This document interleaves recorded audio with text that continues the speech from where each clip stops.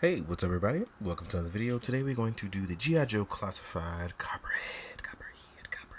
Now, if you don't know, or if you don't read any sort of G.I. Joe, Copperhead is a whole eco-terrorist. Like, like straight up, if you read his bio, straight up a whole eco-terrorist. But he's a mercenary contract for Cobra. He had to do those eco-hit jobs, and yeah, let's talk about it. Like, Copperhead is one of those characters that I feel like he doesn't get enough love because he, for the most part, always did his job in rare form. Like him, Scrap Iron, um, they got the job done on there. Not like the cartoon Copperhead. I'm talking about like comics Copperhead. So it's pretty cool to see this character like in rare form, looking really cool. And it's crazy because like dude is in shape. Like dude maintains his cover. That's part of the reason why he wears a mask. Like the only identifying insignia on him would be this tattoo on the inner right arm, which is crazy because outside of that, my man was like the perfect cover eco terrorist. In today's form, like that would be terrible for him with all the surveillance state. But here we are with like this dude who like does like the Florida swamp stuff in his area. So it's pretty cool because we have like school harness, we have like holsters and things like that. And like most GI Joes, you can actually like carry all his stuff on him. So I really like that. So as far as our functions on him, the only things I don't like that I usually take off are usually like the armbands. So as you can see, I have my other one here with no armbands, but the armbands kind of complete the look for him. So I kept them on for this review. But yeah, as you can see, we can lift our arm up, hit that T pose with little to no issue. Guy is in obviously good shape, right? We have our lower ab crunch that allows us to rotate, right? We can look really far up. So that means if you want to do like those swimming poses, the pics of him coming out of the water, like certain angle stuff, we're totally fine with all that. We actually have a lot of room for tilt as well, that evoke emotion, in my opinion. We have a beautiful ab crunch going forward. We can hit our leg up actually a little higher than that of 90 degrees. He has a little bit of extra room there. We actually have a thigh swivel. We do the drop down on our legs. I will say be careful though. The drop down joint on mine is a little loose, so I'm not sure if everybody else's is. We have thigh swivel, as I said before. We have a beautiful double joint. And I believe, yeah, we have that seamless look. So there's no, I mean, pinless. So it's a seamless look for no pins. We have a boot swivel. And as usual, super generous ankle pivot. So it means getting to do. Oh, wait, did I even talk about our double joints and our butterfly joint? Yeah, so we have a butterfly joint as well, as you see me flex it. And we have that double joint. Now, what's crazy is, depending on how you move and maneuver your articulation, if you want to go for like that wrestling style for Copperhead, which I feel like it really would work for him, he probably drowns a ton of his opponents because he probably has like a rebreather in his mask. So drowning his opponents would be smart, especially in the Everglades. I could see him definitely teaming up with like Crocmaster. As far as our wrist joints, his left wrist is on a vertical joint, whereas the right one, oh, also on a vertical joint. So yeah, there you have it. But yeah, I definitely see this guy. If he's not doing like semi-aquatic missions, he is definitely doing like saboteur stuff. Probably like doing oil rig stuff. So yeah, I really like the greens and the shades, but I don't know. It's one of those things where it seems really generic of him, but when you think about what he does, it's like it works. It really does. So, without further ado, though, let's take the time to talk about accessories. And it's pretty simple for him. I don't think I even need to take a break for it. One of these is going to be his sidearm pistol. This is not his main pistol. This one is a sidearm. You can actually holster this right here. You can just pop open your loop, and then we're going to place it right inside. Doo-doo-doo. If you're having trouble like tabbing yours, because I have terrible luck with tabs, I recommend heating it up and fixing your tabs. Then you have a small cutlass sword. In this case, a machete, depending on how you want to say it. Machete, cutlass, doesn't matter. Well, actually, it does to some people. So here we are. We're going to place this right here. But if you want, and you didn't want to place it, I actually have the extra one here for my other one. So even if you wanted to place it in his holster, you can place it either forward or reverse tilt, depending on how you want to go about it. But as you can see, you can just put it right there. Then you will just have it there. I'm not sure what's going on with my focus here. It keeps cutting a little further back. It sucks right now. But yeah. There we have our swords. And then we also have... Oops, sorry, I knocked him down.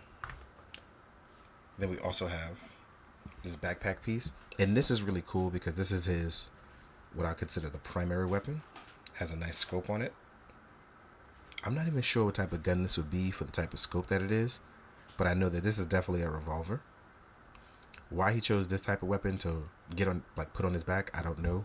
But all I know is that this weapon probably works really well for what he's choosing to do.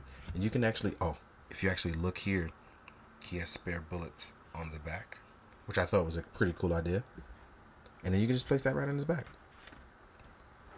And then here you are with like Copperhead fully loaded. Like I said, it's really cool because, again, I have two of them, so you can have him double sorted up.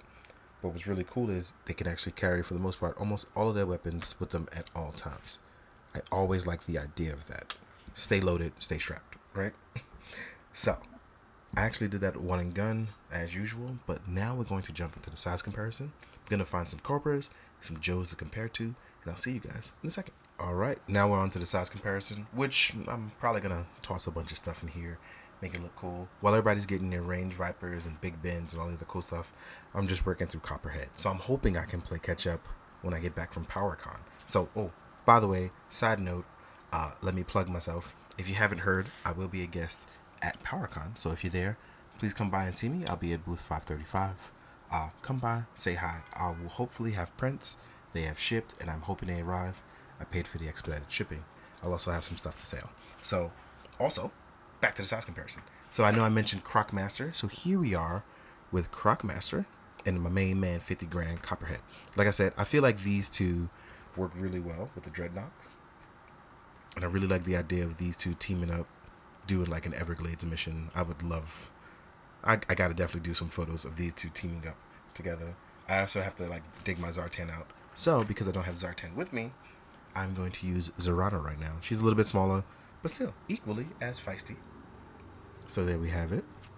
Next up, let us do Shipwreck. So we have Shipwreck here. We have a Joe. Let's go inside. Like I said, I do like that the Joe stuff is not all exactly the same height. I am here for people being different heights, different sizes, different lengths and widths. Next up, we have my main man Torpedo. Right? As he uses that new body, I believe they're from the same wave. Then we're going to use Rock and Roll, also from the same wave. So, lots of fun to be had with this G.I. Joe stuff. As, like I said, he's a little bit slimmer. He's a swimmer. We have Buffy the body, Rock and Roll. Buff body Rock and Roll, right? As I talked about. And then we have that guy that's like right in the middle, which is Copperhead. So, literally, he's in the middle with the muscular but slimmer body. Next up, I want to do a Python Patrol Crimson Guard, as well as Eel. So yeah, my Eel actually came in today as I started this video, which is pretty cool. Now when we compare to some other lines, we have stuff like Marvel Legends Black Panther. This is on that Vulcan body, which I feel like Copperhead has a similar tone and body shape to. Here we are with Sakit with an old man head body from Foosh Toys, right? Next up, we have Valaverse Undercover Condor. I feel like this guy works really well to blend in. And that actually wasn't even a joke. I just meant like in general.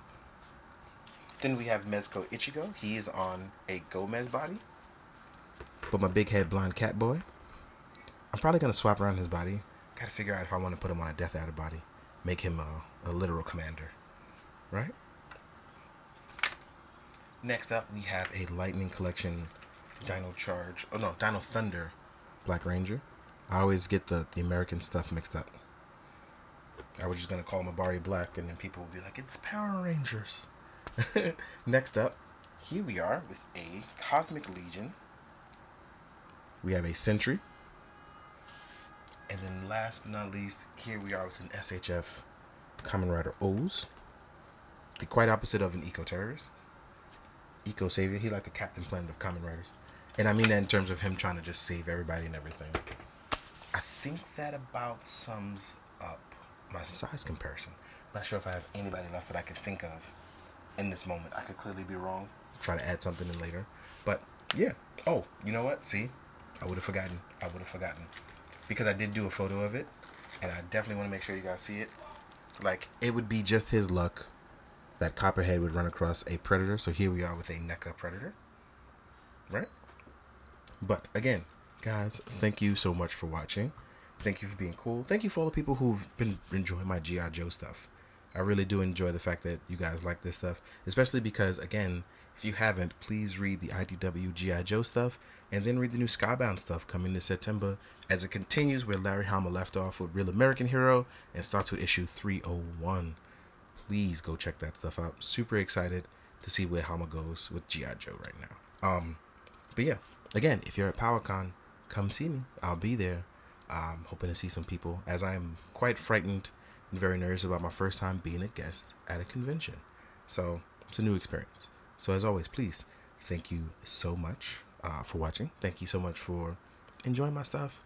Thanks for sharing any enthusiasm and love of toys. So as always, please, be good, do good, drink your water, guys.